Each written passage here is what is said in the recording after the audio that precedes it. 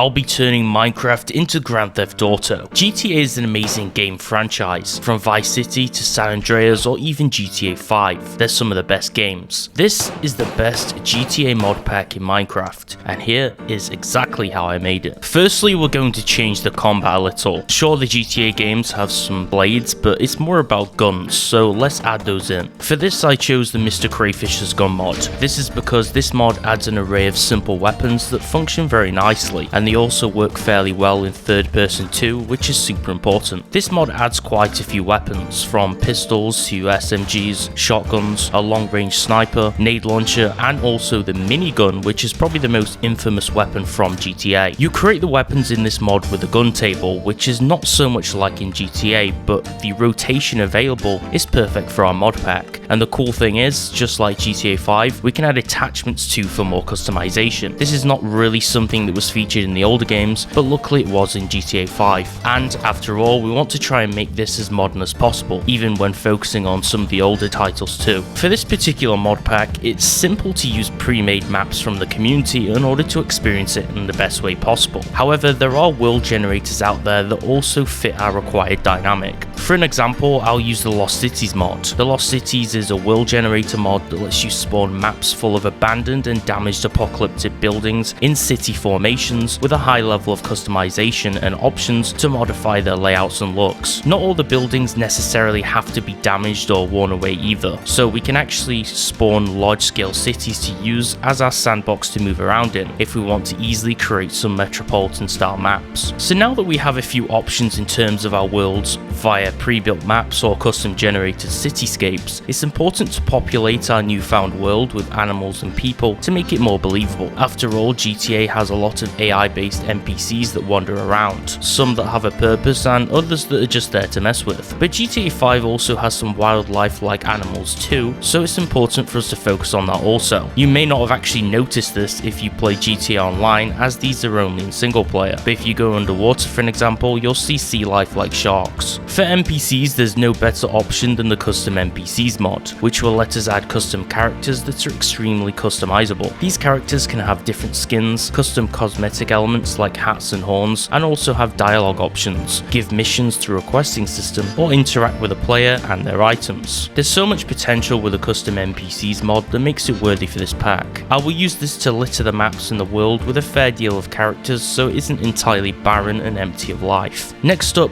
animals. Let's use the Better Animals Plus and the Better Animals Models mods for this. The Better Animals mod, or the Better Animals Models one, basically improves every single one of the base vanilla creatures by making their 3D models more detailed and better looking, and the Better Animals Plus mod serves as a standalone extension that will add a ton of brand new wildlife species into the world. Of course, most of these will spawn outside of our city and some within. This makes it more immersive and just a tad more believable and realistic. Now, to make our gameplay experience feel fluid, visuals are something we can't exactly skip over. Because of this, we'll utilize a series of visual mods, some which add new on-screen elements, screen space effects, and useful utilities. First up, the RPG HUD mod. We're going to use this mod simply just to rid ourselves of the default Minecraft UI. Unfortunately, there's no mod available for the newer versions of the game that add cop stars or GTA style HUD elements, but changing Minecraft's default look into something different and more modern is a nice touch, and it's something quite unique for our Minecraft GTA experience. Voxel map is also another mod I particularly like. The reason for this is because the GTA games have a mini-map in the corner of the screen to help the player navigate around, but there's almost always a world map too.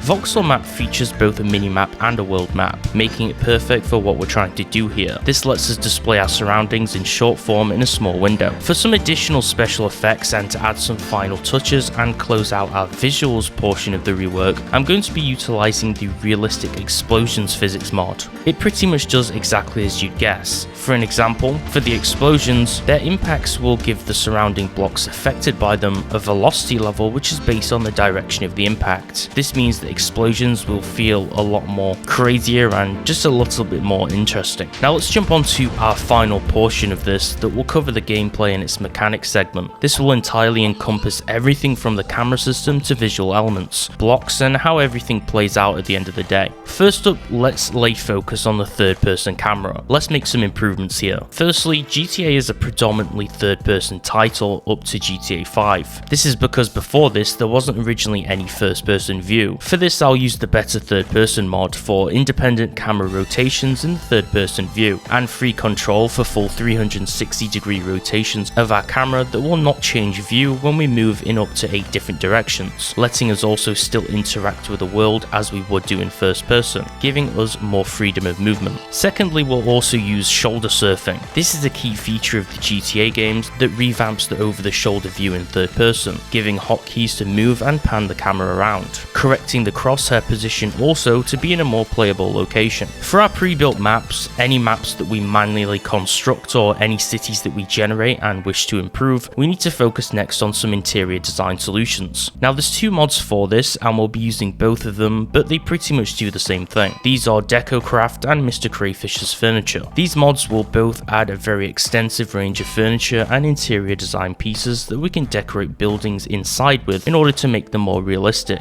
and some of them are even interactable, like the shower heads that actually work or the ovens which actually cook items. Now the GTA games also have things that you can buy, and you of course need money to buy things in the world. Now to make this mod pack a little bit more multiplayer friendly and to add some form of currency that people can throw around, let's add a mod for adding some money to our game. I chose the Dippo's money mod for this. This is a simple mod, but also because it has a few different blocks and additions for a fully functional economy. Currently in Minecraft, fall damage is computed by distance traveled, meaning if you land from a high spot, you will take a lot of damage or even die. GTA is well known for its fun physics, and fall damage is one of the big things to play around with. I'm going to use the speed-based fall damage mod to make the damage feedback system a little bit more like GTA. This will replace the distance-based fall damage with damage that is now based off of speed and velocity, meaning normal speeds won't impact you as much as faster speeds, meaning the damage is calculated completely differently. Because our cities are so big and the sheer size of them makes them hard to get around on foot, let's fix that through adding some vehicles. For this, we're going to use another one of Mr. Crayfish's mods, which is his vehicle mod, to add a few different vehicle types to use. These vehicles are crafted in the appropriate workbench from different parts and resources like smelted bars. It adds over 20 different vehicles, some powered ones and some trailers that can be attached to the back of others. These vehicles have interchangeable wheels, engines and colour customization, just like how you can do at the Pay and Sprays or at LS Customs. There's also a neat little fuel production feature, which is a nice new mechanic that we can add.